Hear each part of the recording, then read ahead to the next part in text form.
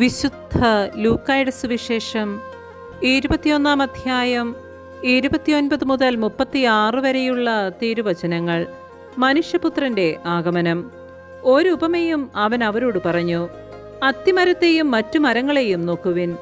അവ തളിർക്കുമ്പോൾ വേനൽക്കാലം അടുത്തിരിക്കുന്നുവെന്ന് നിങ്ങൾ അറിയുന്നു.